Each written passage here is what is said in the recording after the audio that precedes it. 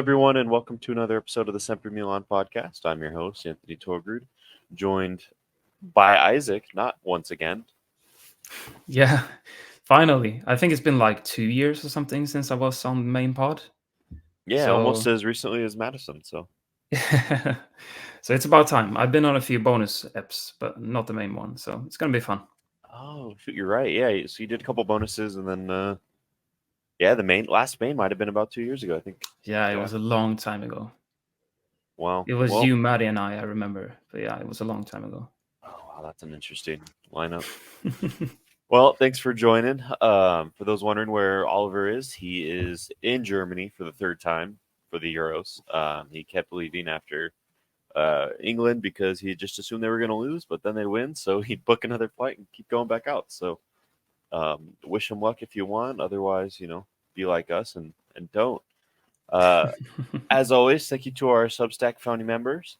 And I'm going to try to say the names as well as Oliver does, but it's not going to go that well. But here we go.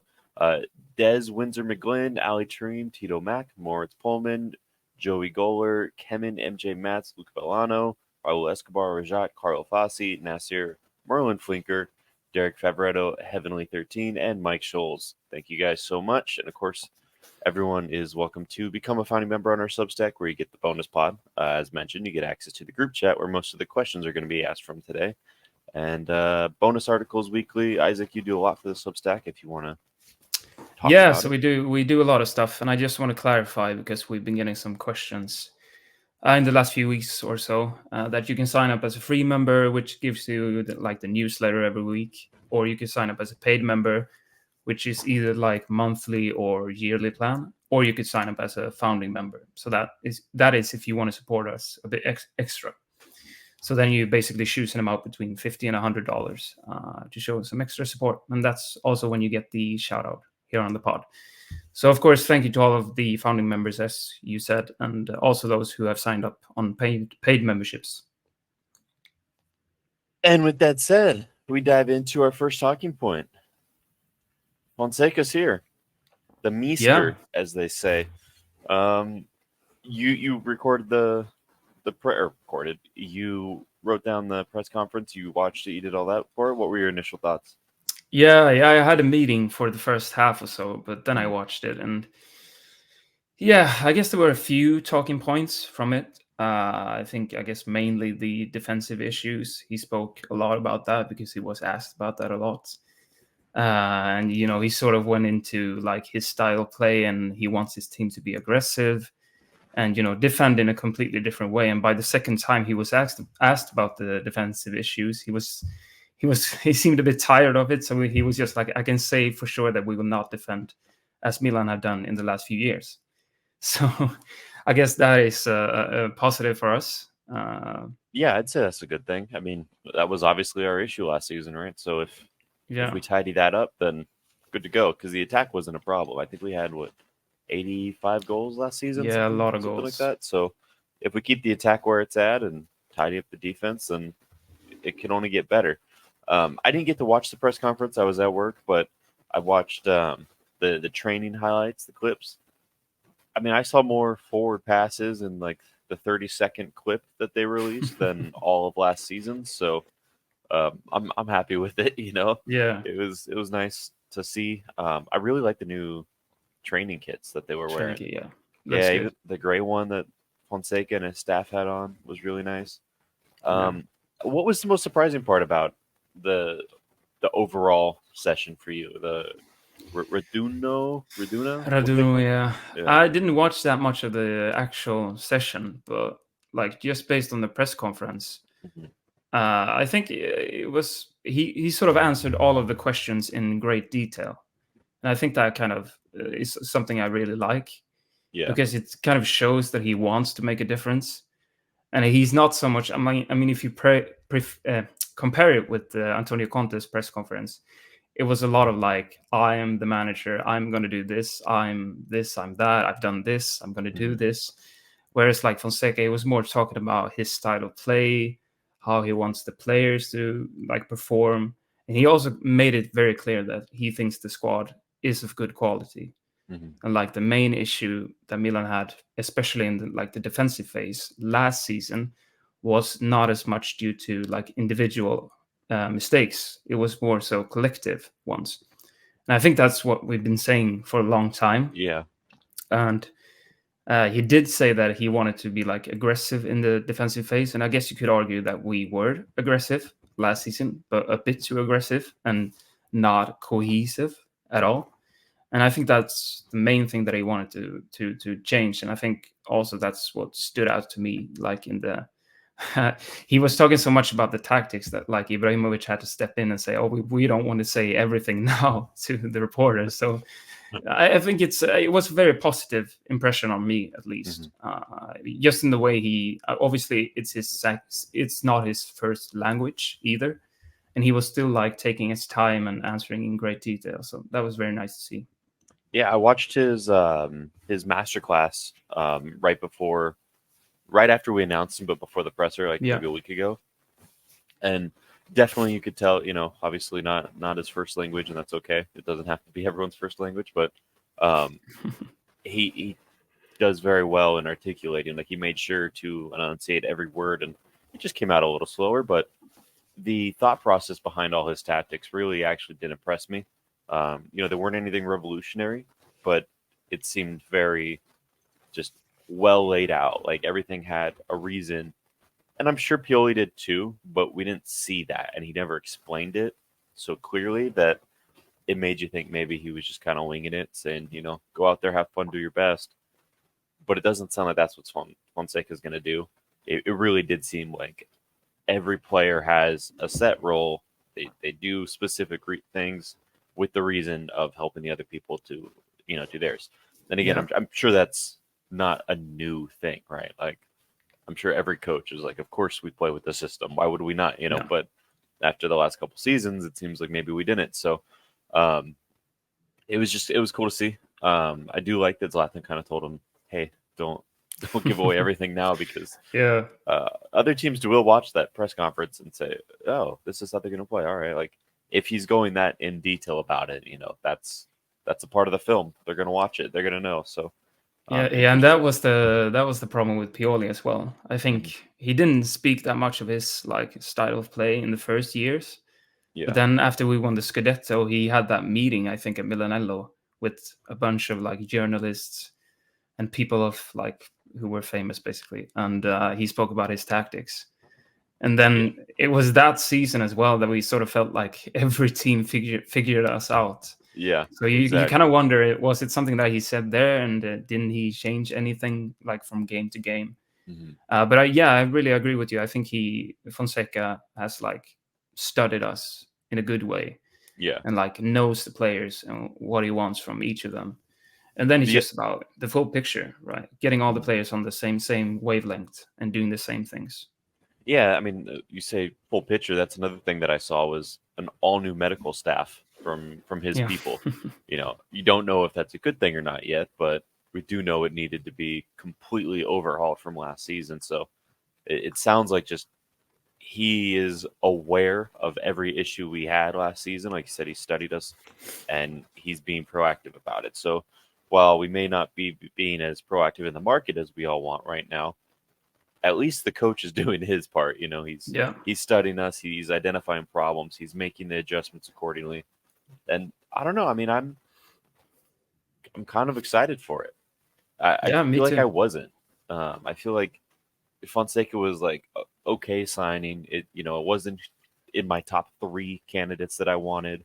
We haven't signed anyone. I just got an article about Reinders, and I thought it was a transfer alert, and I was like, "What just happened?" I just panicked. Never gonna happen Uh, now. yeah, I was about to say, never mind, pod's over. Um, yeah, I really wasn't that hyped on Fonseca. I wasn't negative about it. It just was kind of like whatever to me. And Yeah. then the signings weren't happening, and I was getting a little down. And I was like, oh, here we go again. It's going to be another like the CDK season. We might make Yeah. one signing, and it's not going to be fun. Um, but now after yesterday, I'm like really excited for it. Yeah. I think I like this guy. Um, Yeah, that's all I got on him. I just got a hunch Yeah. that he's going to be good for us, at Yeah. I least mean for that a year or two. that's kind of the thing when you have a project like Milan's. Like, it's very ambitious and futuristic. Mhm. So you kind of need someone who can sort of align himself with the rest of the management. And then I think you sort of get those people like Fonseca, Mhm. who's not an amazing coach, perhaps, not the worst either, but like sort of down the middle, and can do a job in terms of like getting all the pieces together. And I think Pioli did a tremendous job with obviously coming in and stabilizing the club, Mhm. helping the project in that sense. But as soon as we wanted to like elevate ourselves, like integrate youngsters more, uh, I don't know, making signings that perhaps aren't as exciting from the start, but have tremendous potential. And when we got to that stage, it sort of felt like Pioli didn't have that much to offer anymore. Yeah. And he sort of, I felt like he sort of went rogue in the end, Yeah. because he was just trying tactical stuff that didn't work, and for players that obviously should have been playing in other positions and stuff like that. So that's sort of what I expect and hope the most from Fonseca, that he understands that assignment and sort of takes a step back himself to benefit the team overall. And I think he sort of answered that very well during the press Yeah. conference. I mean, he was asked like, no foreign manager has won Serie A since Mourinho, I believe, which is like Mhm. crazy when you think about it, because if you look at a league like Premier League, it's almost the opposite. Like, Yeah. when did an No English English manager? managers ever won it. Really?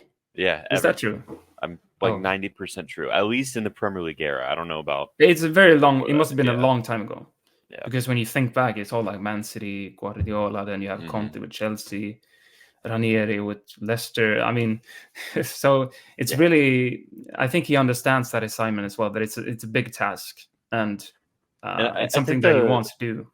a part that really captures everything you just said is another thing you also said earlier is you look at Conte's press conference with Napoli, someone who was in my top three candidates.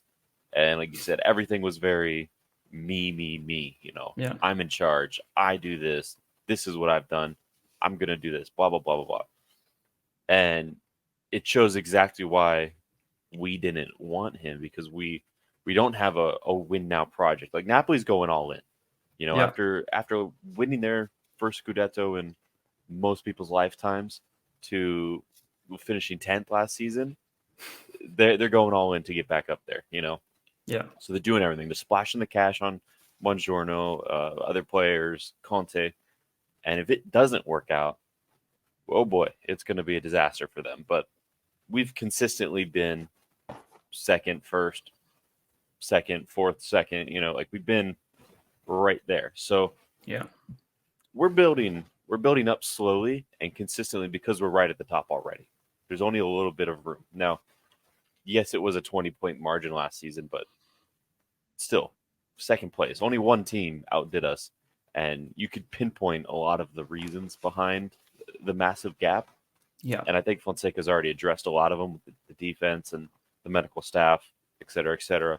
So having a yes man, as people in the comments will put it and angrily put it, um, it isn't necessarily a bad thing. I think if we are creating the correct project, then saying yes to the project is beneficial for everyone involved. yeah, It, yeah, it obviously follows the plan, it helps the team, and the manager will get some results out of it if this project is truly the right way. And when you look at the money ball and the analytics and all this stuff, maybe numbers don't lie. We'll see. I know some of the market transfers, and we'll get to Morata and Lukaku and all and Emerson and all those people, and you're looking at it like so much for algorithms, but maybe we're looking at algorithms differently than Milan's looking at them. Who knows? But yeah, all this to say, I'm good with Fonseca. I'm happy with him. I want to yeah, see him succeed. yeah. Me too. And we also have to consider, like, he was at Roma, and after doing well in Ukraine, obviously, and then you sort of felt like, could he take the next step? And then things didn't go quite as planned with Roma, and then he went to Lille and sort of redeemed himself. Mhm. And now he's back at Milan, and this is sort of the time in his career to also show that I'm a top manager. Yeah, So there's an incentive for him as well. It's not just like he's coming here saying yes to this. Oh, I'm going to just get in line and do my job. It's just like he also needs to show that he's a world class manager, if he is one. To say, I mean, time will tell, but One of the things this is that a time for him to prove himself. to me says he could be is a weird point that I don't know if it's going to resonate with anyone else, but he was at Lille for how many seasons? 3, 4? I think 2 seasons, maybe Okay. 3, max 3. Yeah, two or 3 seasons. His leading striker, Jonathan David, putting up numbers. No one's ever seen the goals, but he's been putting up numbers. And Fonseca comes here, and typically when a new manager comes in, all the rumors immediately say, "Oh, he's going to bring a star player with him. He's going to bring the stars." Yeah. Of course, that's every rumor. Immediately, he comes out, or at least the papers come out with, he doesn't want to bring Jonathan David because he doesn't fit the system at Milan. So if a manager is saying, okay, I don't need my safety net for my old job because it doesn't match my new job, that tells me he's already tinkering, already thinking, already coming up with a plan, and he's looking at Yeah. what he has and what will improve that. And it's not necessarily plug and play random players. He's looking at people who make sense. So that's why when I see a thing like Emerson Royale, someone who nobody's excited for, nobody should be excited for because I don't think he's a great player, but maybe that tells me he has some specific characteristic that is critical to Fonseca's system. And when he fits in with us, it's going to be like a new lease on life for him. You look at all the Chelsea rejects we've signed, all of them were bad in their last years at Chelsea. Yeah. Come here and they're great. They're our best players. They're stars. So if system makes players, then maybe Emerson Royale is an important player for our system. So Yeah. or I said that backwards. Sorry, if players make the system, you know what I meant. But he made that clear as well, that like he's gonna adapt to every game, every situation. Like he even mentioned sometimes at Lille I play with no striker.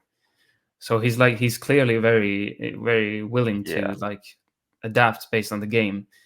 And even like I guess that ties into the mercato as well when he discusses with the management what he wants. Like he's going to be quite fluid, and like it's based on opportunities as well. Like we know we're not a Premier League club with loads of money, so we have to look at the opportunities, which perhaps Emerson is one of them, since he will be quite cheap. And yeah, we'll see how it works out. But yeah, I think probably better for us, and we didn't get him. So oh well.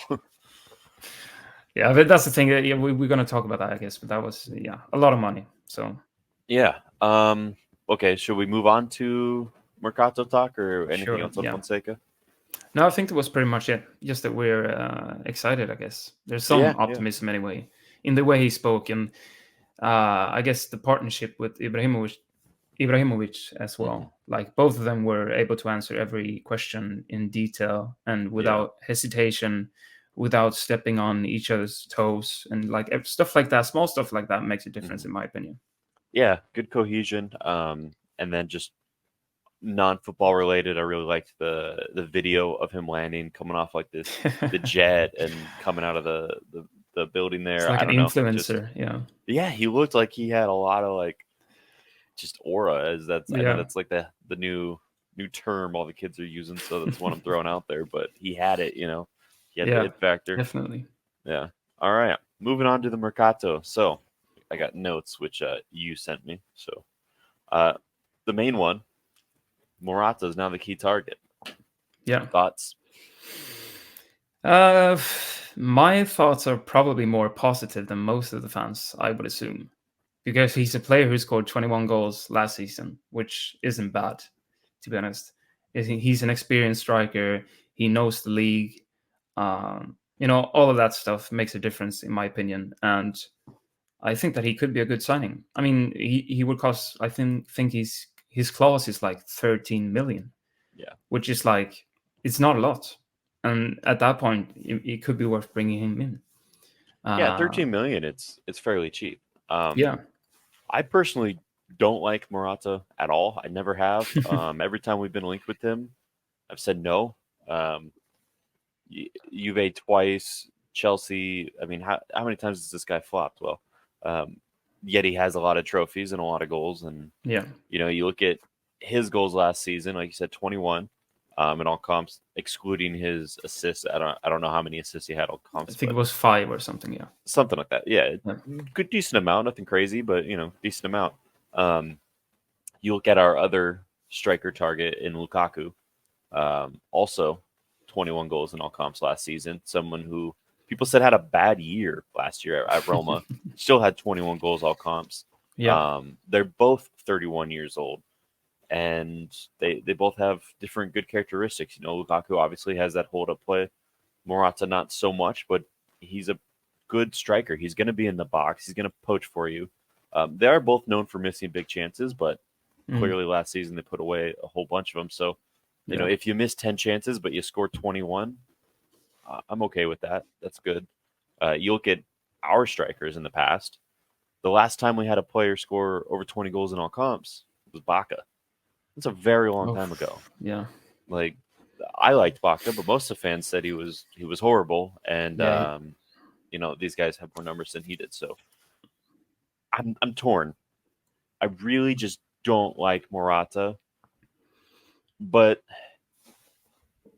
I think if we do both him and Lukaku, I think it's actually a good spot. If we get Lukaku Yeah. cheap enough, don't pay 40 mil for him. I disagree with that idea that Chelsea wants, but get him on loan again.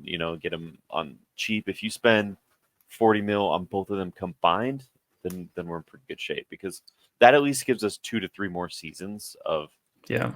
decent strikers. That they're gonna get you guaranteed double digit goals every year until they retire, even at Yeah. 31. And then by then, maybe Kamara's ready and he is that guy that everyone hopes he's going to be. Who knows what will happen? But Mm. it does seem like we've been, since Zlatan left in 2011, just kicking the can down the road, Yeah. waiting for someone to come up to our The youth next system. guy. Yeah. And of course, it was Zlatan again, and then it was another Giroud. So it's always been an older guy. It's Yeah. not like we signed Inzaghi when he was 22 either. Like we've always kind No. of got players at the tail end of their career, and it's worked out. And as someone who recently turned 31 just a week ago, um, they're not dead yet. There's still some life in them. Okay, so they can continue. I think I would love Lukaku. I think he has a point to prove, especially with the way the Inter shit went down. And I feel like everyone who's joined one of the Milan clubs and then gone to the other has gone crazy next level at the whichever Milan club they went to second. So Yeah. I think it would be the same for him. And I think his hold up play is exactly what a guy like Leao needs. I think it'll benefit Pulisic. I think even Chukwueze could grow from that. So, yes, I'm leaning more towards Lukaku, but I think we are going Yeah. to end up with Morata simply because that release clause is 13 to 15 in that range. And that's not a lot of money. And if we were No. willing to pay 40 for Zirkzee, we're definitely willing to pay 13 for Morata. I do think we need to hop on the center back train, though, especially with Buongiorno leaving to Napoli, Calafiori going to Arsenal right now. I feel like all the center backs are leaving. I think that's Yeah. a thing we need to turn our attention to, especially with the way we conceded so many goals last season. If our only signing in defense is Emerson Morale, we're in bad shape. Yeah. Yeah, I think they made that clear as well during the presser last night or yesterday that the striker is the priority, obviously, and once that is done, they will focus on other positions. But just to add to the number 9 discussion, I would really hate Lukaku, probably because of his past at Inter and stuff. It seems like everywhere he goes, chaos follows. And it's the same thing with Antonio Conte. It's the same vibe, in my opinion. And that's sort of what I don't want for this project. Whereas Morata, I think he's not similar to Zirkzee, but he's more similar to Zirkzee than Lukaku. Hmm. And he's more of an all-around player, which probably is more similar to Jonathan David as well. So, in that sense, and I think, yes, he has missed good chances in the past, and that used to be his weakness. But they always say with strikers that the older you get, the better your finishing gets. Hmm. So I'm sort of hoping that he has improved in that sense, and it seems he has because he scored 21 goals, right? It's And I funny say that, well, because Lukaku missed a lot of chances as well last season, but yeah. as the links came out, I was watching the Spain game, I think against Germany the other day, Oh yeah, and yeah, right as I read the link, he skied a ball from like the penalty yes. spot. I was like, perfect timing. Okay, this is what we're getting. Uh, yeah, that's interesting because if Morata is similar to Jonathan David, then at that point, just get Jonathan David. He's Yeah. younger, but I don't know. I I don't mean, like him it has either. been talked about. Yeah, I we have I been told some watched stuff about that. But yeah, I watched the Canada game against Venezuela. He missed like 3 or 4 sitters. The only goal he scored was in the penalty shootout, so it doesn't even count. I'm like, this is my first time ever seeing this guy find the back of the net, and yeah, it was a penalty shootout that I didn't want him to win. He's not going to win against Argentina, though. I have a nice parlay on that. So, yeah. um, yeah, I don't know. So we're leaning Morata then for you. Yeah, I'd say so. Just because of the price, the experience, like he knows the league, all of that kind of stuff, and I think it would fit the system better than Lukaku. Maybe. I mean, Lukaku is obviously a good player in his like hold up Mhm. play and the way he attracts defenders. I mean, that's something that you're always going to benefit from. Yeah. But it's just the overall situation with Lukaku, high salary, Hmm.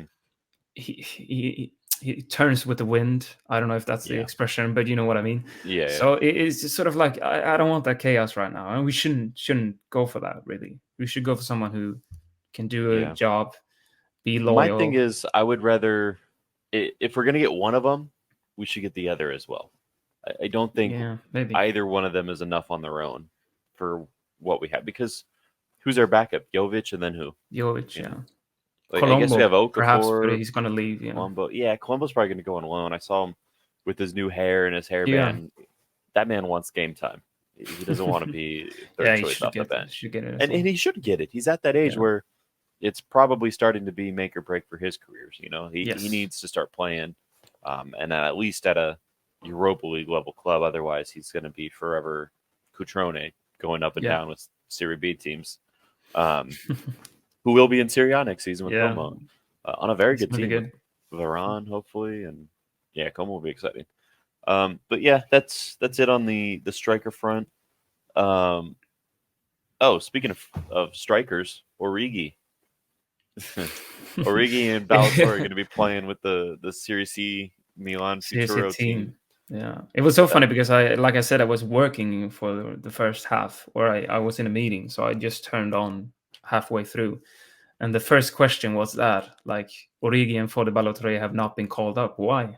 And Ibrahimovic was just like, oh, they have been called up, but for the Futuro team, yeah, so they're not part of our plans. Basically, is what he said. So, or verbatim, that's what he said. So yeah, it makes sense. But I guess some people might say that we are showing our hand, showing all of our cards in a way, saying they will leave and then we're in a bad position negotiation wise. But I think every club in Europe knows that we want to get rid of them. So yeah, it doesn't hurt to be a bit direct, honest, I guess. yeah. I don't think it was a secret. We got rid of them last season and gave them really small options to buy, just trying to Yeah. find someone, and they couldn't. And I think having the Series C team, the U23, is actually beneficial for us in that aspect because we can just move them there. And then I don't know how it works on the wage book, who it covers, but because they're technically two teams, right? It's not coming out of the senior squad wages, or is it? It should be, yeah, it should be from the first team Oh, okay. Well, then I wages. guess it doesn't matter there. Yeah, and Um, there's some like rules as well that you cannot move between the two if you have played a certain amount of games. yeah, yeah, But it should be fine in their sense because they haven't played that many games in Serie A, I think. But, yeah. oh well. I also like that it's a punishment enough to where they're going to actively look for a new place. Yeah, It's not going to be situations like Montolivo in 2015 when he just had stupid high wages and we weren't going to play him, so he just sat on the bench, collected a nice paycheck, and called it a day. yeah, He's going to actively look for a new place to go because if my option is playing in the third division or finding a new club elsewhere, I'm going to pick a new club and yeah, at least try to get back to top flight football, even if it's in a smaller league somewhere random. Like yeah. I could really see Origi going to Turkey or Austria. I think his time in like the Premier League and the top five leagues are definitely gone. Yeah, it's over. It's over. Maybe Yeah, he he comes needs to to MLS. understand that as well, as you said. Like, obviously, they're not going to play anything for the Futuro team. Mhm. It's just a formality sending them down there. But Yeah. yeah, he needs to understand, like, we have given it a go now. He's failed at Milan, he failed at Nottingham, and he's just been garbage, really. So if he wants, Yeah. if he wants a chance to like revive his career, he needs to go to Turkey. I think Well, and that's he, the he only couldn't option. even get couldn't get playing time at Yeah, Forest. I mean, he scored the one goal, and there was something really weird about it. Like it was deflection or something like yeah, that. it was. I think it was a corner, and it just dropped down right by Yeah, his feet, it and was something like he. impossible to mess up. Yeah, he didn't get playing time as well because his physical condition was too bad. Which, like, at that point, how bad do you want to play in the Premier League again? I mean, if you kind of even take care of your body, like, Yeah, exactly. and that's It what's was- so frustrating as well. Like I mean, that signing, we shouldn't have made that signing from the beginning, but Oh, that's and how the and I Maldini. actually had a lot of high hopes for that when he came. I was Yeah, like, all right, cool. This is the type of free signing we need to make. And then, of course, he turned out the way he did, and then the Turam situation went the way it did as well. So it was yeah. like, okay, But I believe he was like injured a lot for Liverpool as well towards the end, yeah, and he we was. signed him injured. Hmm. Injured, so that should have been some warning signs, in my opinion. But Yeah, yeah, and he just never got it back. Let's see. Youngsters will be with Utero for the league. What does that mean? yeah, They'll just be playing so in the U23. basically, he was asked about the squad size, the mercato, and he sort of said like we need to sell players as well. So Mm, instead of having like 30 players, we should have 23 or something like that. And it sort of makes sense if you think about it, because in the Champions League the last 2 seasons we've only had 23 players yeah, because we don't have enough Italians to fill 25. yeah. So I guess the squad will be about 23, 25 players, and some of the youngsters will be with Futuro team like Jimenez specifically, and Simic as well, I guess. Mm, So then you can add them into the mix as well when needed. But obviously they are not. They are still so young, so they are not like the Serie A squad rules.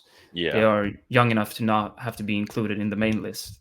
And the same goes for the Champions League list. Obviously, you have the B list. So yeah, you can have a squad of like 23, 25 players and still make use of the youngsters, which I think makes a lot of sense based on the project that we have now with the Futuro team. yeah. It does. That makes a lot of sense, and I'm glad that that's the explanation as to why we need to sell. That it's not like a money thing like it is Yeah. for Juventus and Inter and everyone else, where they need to sell before they can sign because they need the money. They don't have it there or whatever.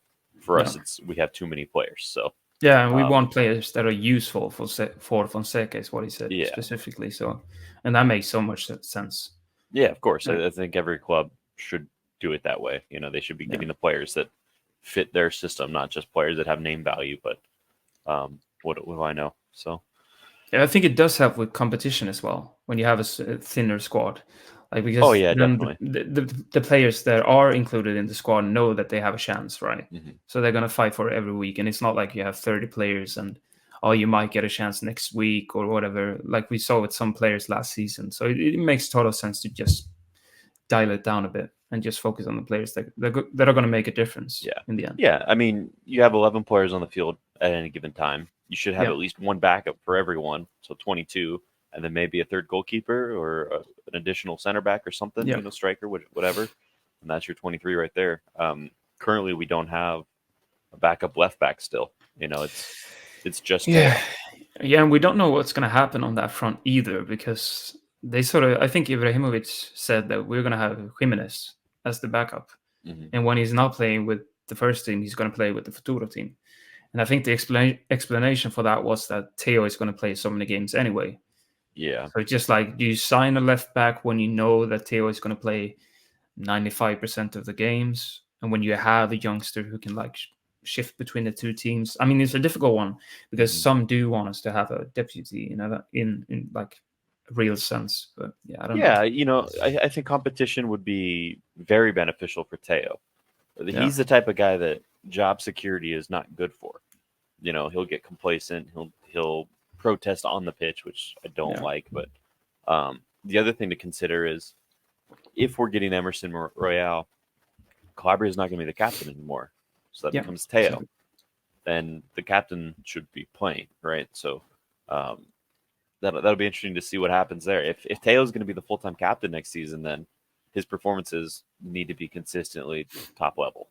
He Yeah. can't be doing like when he's mad at Pioli and he's intentionally not running after a ball to make a point. He can't do that with the Mhm. armband on. You have to be turned on always 100% of the time. So it'll be interesting to see how he reacts to it, and if that's the case, then I guess it makes sense that it would be Jimenez as the backup, but Yeah.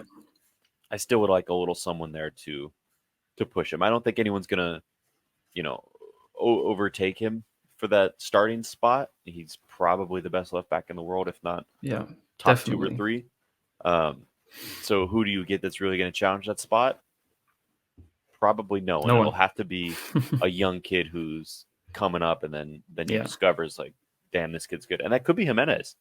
Yeah. He was at Real Madrid, so it makes sense. We've seen him and thought, wow, this kid's not bad. He's So done well. Yeah. yeah, it could be him. But for now, it's just another interesting move that maybe they know what they're talking about. Maybe the Yeah. people in charge who make millions of dollars to do this know what they're doing. Um, Yeah.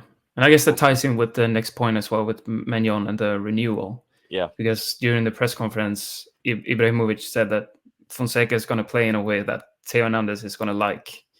good. So he's going to be able to do all the things he likes on the pitch, is what he said. So I think that's all the more incentive for Theo to stay, and with the captain's armband, as you said. Mm-hmm. And I do think if Menyon renews, which like the latest reports are saying that he's now inclined to renew his contract after the proposal that we put forward like a few months ago, and that he's going to sit down with Fulani and the rest and just make it happen basically. Obviously there's going to be a huge pay rise because he earns like 2.8 million at Mm-hmm. the moment, which is like very low. So it's probably going to be in the region of like 6 or 7 million. But Yeah, then again, that's probably worth it, to be honest, because he's one of the best goalkeepers in the world. yeah, I would give it to him. I do think last season was probably his worst for us. Um, Yeah. so there's a bit of hesitation there, but still, he's absolutely worth it. I'm going to kind of jump ahead here, but I think it would be a lot easier to stomach that big of a pay rise if Pioli was off the books for us, which Yeah. he no longer is. There was like a 3-day span where he was confirmed at Al Ittihad, and he got the here we go second highest paid manager in the world, Yeah. and then Benzema said, "No, I don't want that guy." So Yeah. he's More or less indirectly he said that. He yeah, said he wanted Galtier, yeah, who's in Qatar right now. And it was just a punch in the stomach for us, I guess. yeah. Because like you said, it was all completed. It was done, more or Mhm. less. And there was a player they were signing as well. That was a done deal, Yeah, but now yeah, that's fallen through as well. So he's going to remain on our pay bill or payroll, I should say, and that's going to be like 10 million this year. yeah. So Which is crazy that he was making that much money with us anyway. yeah, gross wages, which Yeah, we should say, but yeah, it was like 4.5 something like that. Yeah, nets, and then his staff as well. So that's a bit more. But yeah, yeah. So hopefully he finds a job soon because I mean those were like the Zirkzee commissions. If he was gone, that's these pay rises for Mignon, for Teo, anyone else that needs a renewal. yeah. So it does make a difference. That's a big one. Any other mercato talk points before we move on to questions? No, I don't think so. I think we've spoken about most of the things, and perhaps to say also that Ibrahimovic said that he promised signings basically. So Yeah, maybe, I mean, we knew that was going to happen anyway, but it's just like he made it clear once again that they will arrive. Just have some patience, and we'll see. Yeah, yeah, definitely. I'm gonna start the questions with the Substack questions. Give them priority since they're founding members, paid members in the chat here. So the first one comes from Darren Torres. He says, "Will Morata score 20 goals a season at Milan? Do we think management are getting him as a stopgap for when Kamara is ready? How risky is this tactic?" I mean, if that's the tactic, it's very risky. I mean, there's no beating around the bush on that. But on the other hand, we've seen that Kamada is a talent that we don't see often. Let's put it that way. Yeah. He's very special in that sense, and I think the plan has always been that this upcoming season he's going to be with the Primavera or the Futuro team. And now that we have the Futuro team, he's obviously going to be in Zirkzee, Hmm. right? So if he has a good year this upcoming season, then perhaps he can make that step. But we don't know, honestly. It's very hard to say now. But if it does happen that he has a good season and we only sign like Morata or maybe someone else, then yeah, it could make sense in hindsight, I Hmm. should say. But like, it's definitely risky. Uh, Whereas if Morata would score 20 goals, I don't know, but he scored 21, like we said last season, and he's clearly got the Serie A experience. So maybe. I think if he arrives, I think we'll score double digits anyway. Yeah, he'll definitely get over 10. Yeah. I think that's pretty safe to say. 20, I don't know. I want to lean towards no, he won't, but that's probably just me hating on him more than anything. Kamard is an interesting one. Like you said, he's a very special talent. Um, and in a way, next season is actually I don't even know if I want to say make or break, but it'll be the most telling season for him. Yep. He's 16 last season, obviously 15, playing on the Primavera under 19, still dominating there. Um, Now he's going to be playing on a U23 team, but it's not in a U23 league. This is a full adult league. He'll be playing against 30 and up players, Yeah. grown men. And at 16, if he could really compete and win against players twice his age, then he's ready for that jump right away, and then Yeah. you have something very special on your hands. But I don't think it's make or break. He could flop next season in that and just take a year to adapt to big men because the thing is we're talking about a 16-year-old. So Yeah. most players aren't hitting their prime for another 10 years. He's Exactly. got time to grow into it. He could have a Especially bad season. strikers. He could have 2 or 3 bad seasons and still become world class. Yeah. It's just a matter that he hasn't. That he's got these almost 1,000 goals in the youth system already. Like it's insane to say. It sounds like it makes you think of like a FIFA create a character that you just made Yeah. up 99 everything and he's just banging them in. But that's what he's doing. It's like Donnarumma starting the first team at 16, but the difference is he was preventing goals, not scoring them. So I Yeah. feel like scoring goals, you got to deal with a lot more. Defenders sliding at you, challenges, just strong men pulling you down. Whereas the goalkeeper, it comes down to your skill more than Yeah. anything. Yeah. You're not facing these challenges like you are at striker, where you got to deal with fouls, you got to do your skill, you got to deal with the goalkeeper skill. There's a lot more to it at a striker. So it's smart to give him the rest, and we'll see. But I don't see him coming up and starting first team until he's probably 20. I think you want to protect this kid. You don't Yeah. want him to burn out. Yeah. Let him grow. Let him do his thing. If we sign Morata, if we sign Lukaku, if we sign both, if we sign someone else, and they're decent enough for 3 years and they're banging in 15 plus each season, why rush him? Yeah. Let him grow. And I think that's sort of the plan as well. Like if you go for someone like Zirkzee, he's going to be the striker for, I don't know, the next 10 years or Yeah. whatever, if he does well. And I think that's sort of what they want to avoid if they're going to invest in Camarada. And obviously they do believe in him. But like that's what you kind of have to do. Mhm. Sign players that are like 31, 30, have them Yeah. as the main striker, and then hope that he does well enough to like adjust. But yeah, it's Yeah. very hard to say. And we can only hope for the best, I And guess. taking into consideration, obviously, Italian, so he helps with that. Yeah. Plus, if he really is the Italian, what greater pride for a club than having the star striker for your national team? Yeah, So exactly. they want him. And like I said, Zirkzee, if he becomes incredible and we were to have signed him, we had Mhm. him for 10 years, Camarda likely leaves. If he's not getting a Yeah. spot in, and then he goes to Juventus, he goes to Inter, goes to Napoli, goes to Roma, any other close to the top club, and it's a wrap for us. So, Yeah. um, yeah, that's a lot of rambling, but that was that. The next question comes from Matt's. He says, "What are your thoughts on Alexis in training, and for all accounts, getting along with the coach? Do you see him playing with us next season, maybe as a fullback or right wing back?" As an extension to that question, any other loanees you're willing to give a second chance? The short answer would be no, because every time I saw Bologna last season and Salamakers did well was like on the left wing. So you sort of go from that to right back. I mean, that doesn't make sense in my opinion. Even though, I mean, he's obviously capable of playing there. Hmm. But when he did well for Bologna last season was not because of his defensive skills. It was because of what he did in attack. So I think, and also obviously with that season in mind, he's going to be able to bring in some cash as well. So Hmm. I think that's the only thing the club is thinking about at the moment is cashing in. Yeah, I think he'll be sold. Yeah, I don't think we'll keep him. If we do keep him, playing him as right back is an interesting idea. It was what he was originally signed for. We know it's within his repertoire, yeah, and his style does fit Fonseca's tactics a bit more than Calabria or even Emerson Royale. But I don't know if he wants to go and play in defense again after playing a winger for the last 4 or 5 seasons. So yeah, um, yeah, I don't know. I think he'll leave. Other loanees willing to give a second chance to the big name, obviously Maldini, but even him, I don't see where he's going to fit. I don't see us playing with an attacking mid. I think yeah, we're going to have a more defensive midfielder, and then two box to boxes with them on either side. So I don't see him fitting in with us.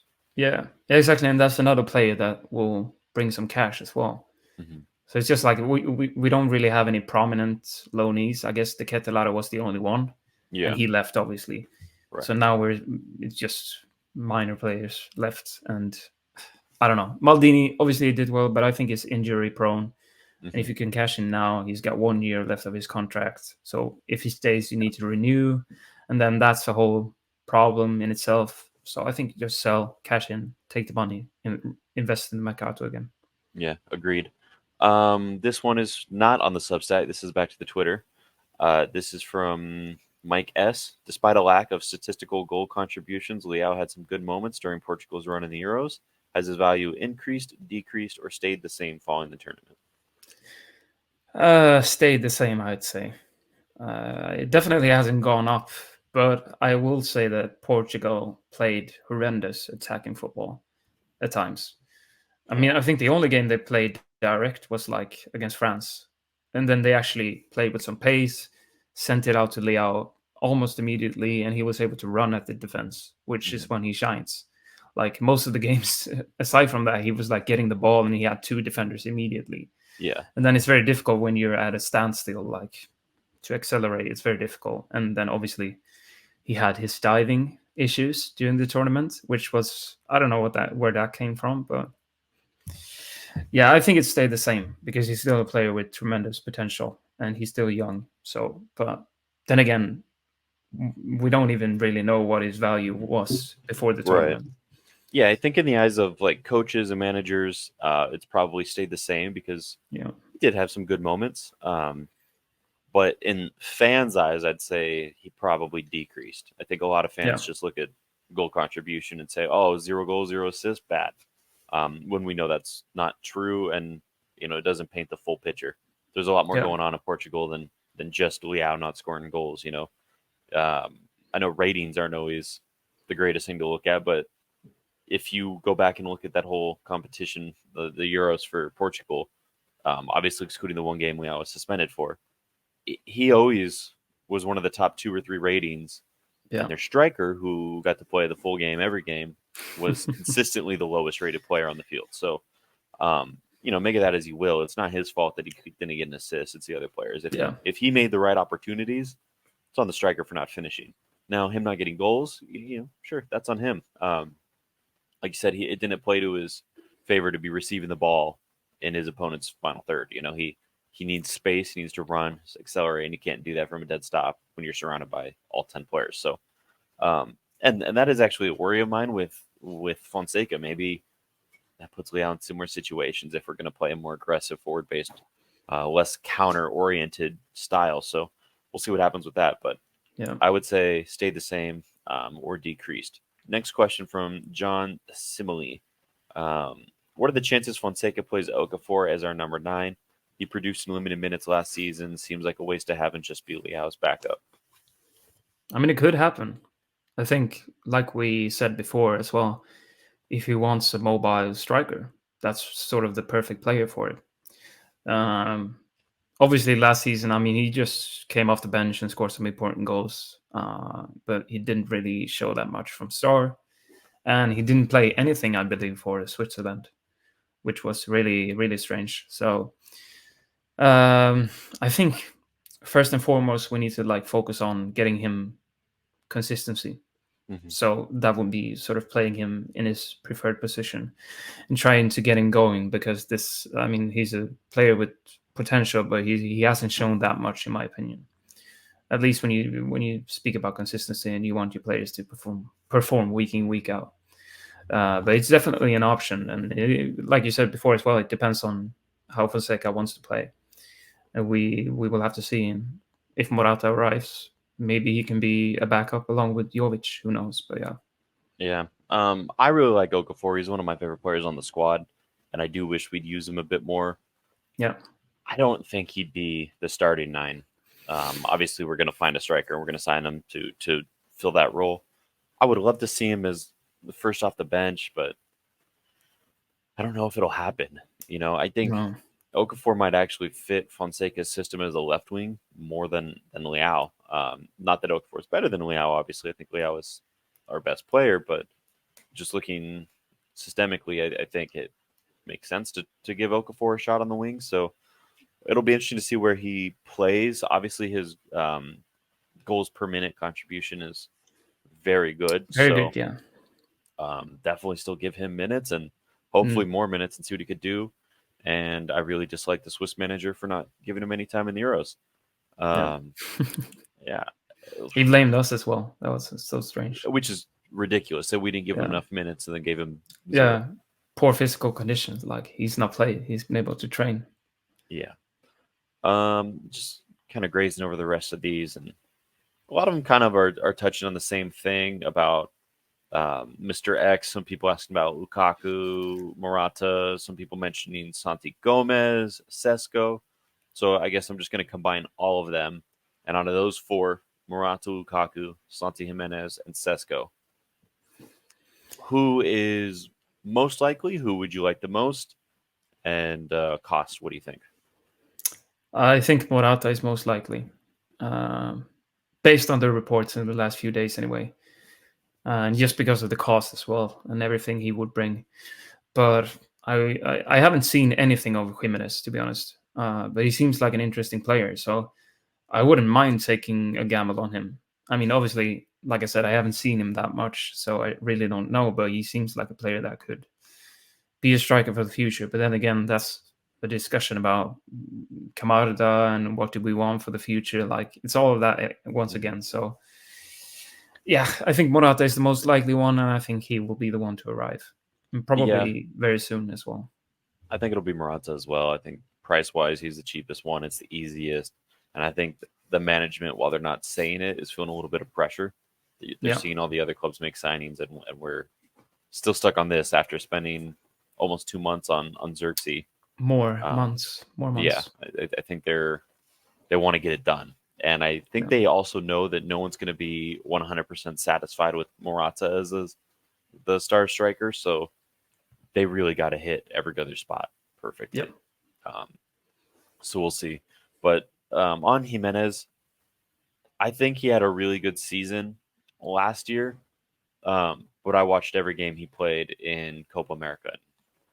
He's really bad, really Okay. bad. He could have won Mexico two of their games, two of their three group games, just missing sitters, No. and yeah, not good. But he had three games, so they got grouped. So And could have obviously, just I been guess enough. he would take a non-EU spot as well, That which is is correct. like Yeah. another thing that you need to consider. Mhm. Um, Yeah. so yeah, I don't know. He's probably going to be very pricey Yeah. based on No, the I agree reports. with that. Final question here. We kind of touched on it already as well, but no, I'm gonna skip this one because we did talk about it. Was just about Emerson Royale, so I apologize if we didn't answer exactly what you wanted, but basically did already. Last question comes from Saba Kristen. Do you see Zlatan being in this role next summer? How much would an experienced sporting director help? I think he's going to stay, definitely. Obviously, it depends on Redbird and if they sell, which I don't think they will, but you never know. Uh, an experienced sporting director maybe would help. On the other hand, like Moncada, who's the technical director now, he's been working in the field for many years. First as a scout, obviously at Monaco, and then being promoted and stuff like that. And then you have Antonio De Ottavio, who's worked for a long time on the youth side of things, and he's now the sporting director. So obviously there's some concern if you look at the other Italian clubs and compare. Like they have very experienced managers often, but I think if there's anyone who's close to leaving, I mean, no one is close to leaving in that sense, but I think it's Forlani, if anyone. Mm-hmm. I think that's the only person from the management. There's sort of been rumors about that he maybe isn't the right person. Like if we had Gazidis before, and he's obviously a very experienced person, and he did a lot of good things, and he was the CEO. So instead of replacing someone like Ibrahimovic or Moncada or Antonio Di Ottavio, I think it will be the CEO, if anything, because the way Milan is set up now is like it's a very solid foundation and structure. So I don't think it really matters that much that you don't have an experienced sporting director in that sense. Yeah, and remember, Zlatan doesn't work for AC Milan. He works for Yeah, Redbird exactly. as a senior advisor for AC Milan. It's probably more so to circumvent some licensing issues that he doesn't have more than anything, of Yeah, course. But technically, he's not our sporting director, so the role doesn't pertain to him. I think he does have a say in transfers, and he's obviously doing the press conferences. But you're right. The guy we're seeing a lot less of, hearing a lot less from, is Forlani. He's been notably missing from everything so far this summer. At the end of last season, he kind of took a step back as well. There were rumors going around that he was leaving at the end of last summer. The last minute changes, he stayed, but we'll see how long that lasts. And yeah, will experience help? Of course, experience always helps, right? yeah, You know, it's never a bad thing to have someone who knows what they're doing around. But I will say, if you're trying to revolutionize things, if you're trying to be the front runner in change for a sport, then getting guys who are a part of the system aren't going to help you. You don't get a 60-year-old man in as a sporting director and you say, okay, you've been a sporting director your whole life. You've always done it the right way, how they do it. But this is a new club. We're doing it differently. We're doing it our way, and it's going to be a lot different. He's not going to learn new tricks. That guy's not changing. He's going to continue to do things his way, and it's just going to yeah, be constant arguments the whole time. It's not going to help anyone. So getting in someone who maybe doesn't have experience, who knows football like Zlatan, who's good in the media like Zlatan, but doesn't actually have the experience or the know-it-all of a sporting director traditionally, might be better because you could shape them in the way you want to run your system. Now, if your exactly. system is the best or not, if it's better than the old way, up for debate. It could be a big disaster. But from a business point of view, you want to surround yourself with people that are either young and moldable that could match your system or people who already agree with it. And Yeah, that's not going to be the Beppe Moratas. They're not. It's not going to be those guys. It's going to be someone new who hasn't done it before. That's going to merge. So yeah, I think Zlatan could end up being great.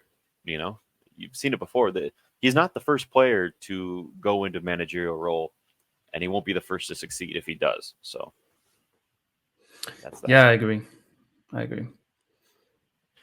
And on that note, any closing thoughts? We're just at shy of an hour here, so. I don't think so. I don't think so, really. But should we predict the semifinals? Oh What well, do you let me think? read you Because we my. do have two players, I guess, in the semifinals, or three players. Oh, Giroud, but he's not in Oh Inter yeah, Milan anymore. he's not our player. Yeah, It's so weird because the account keeps treating him like it. yeah, yeah. So I have two open wagers at the moment. One of them is for Spain to beat France specifically in extra time. That's at a plus 1,200. So Oh, that'd be cool if it hits. Only bet $10, wins 130. The other one was a crazy parlay that I'm 2 for 8 on so far. Um, Four of them were tennis things, so I won't bore you with those. But then I put under 5 goals for Netherlands, England, under 4.5. I don't think it's going to have that many goals in regulation. Of course, it's Sounds about only right. up to 90. Yeah, that was the easiest bet you could ever make. It was a minus Yeah. 3,000. So I was like, nah, throw it in there just to Yeah. add the parlay a little bit. And then I put Argentina to qualify over Canada. Pretty straightforward. Uruguay to qualify over Colombia. That one might be a bit difficult. Colombia's had a very Mhm. good tournament. And then as far as Euros go, I put Spain to qualify over France. I think they're going to win the whole thing. I think Spain's look really I good. think so too. They've been really good, and it would almost be unfair if they don't, because Yeah. compared to every single team, I mean, I guess Germany as well, but they should have been on either side of the knockout phase, really. Yeah, definitely. But I'm glad we 'Cause- got basically a final in the quarterfinals, you know? That yeah, was nice. yeah. Oh, Um, you know, like I can't see the Netherlands beating England. To be honest, you even though can or you England have can't. been, I can't. Yeah, me either. Even though England have been like quite poor, but I think it this is just the feels game they like they have show the up for. confidence. Yeah, exactly. Yeah. And it's gonna I don't ruin want my them to. vacation. I would love for Netherlands to win, but Yeah. I think Oh, I it's guess going to we be. have Reinders as well. I almost forgot, but Yeah, we got Reinders, we got Teo, we got Mike, and I don't think any of them yeah, are going to be in the final. yeah, we'll see. Hopefully, one of them, Yeah, Reinders. that'd be good. Yeah. All right. Well, anything else, or we close it there? All good, all good. It's All been a good. good episode. Yeah, it's not bad. Thanks for joining. I'm sure we'll have you back in the near future, or maybe it'll be 2 years again. Who knows? Yeah. Thank you to everyone for tuning in. We'll be back either Friday or Saturday with a bonus. I don't know who's going to be on it. It really depends on if Ollie's going back to Germany or not. So Yeah. stay tuned for that. And then if not, we'll be back in a week's time for another main episode. Gol! Ancora Teo! È una meraviglia! Il gol di Teo Hernandez da un'area all'altra! È una meraviglia! Senti il mio cuore!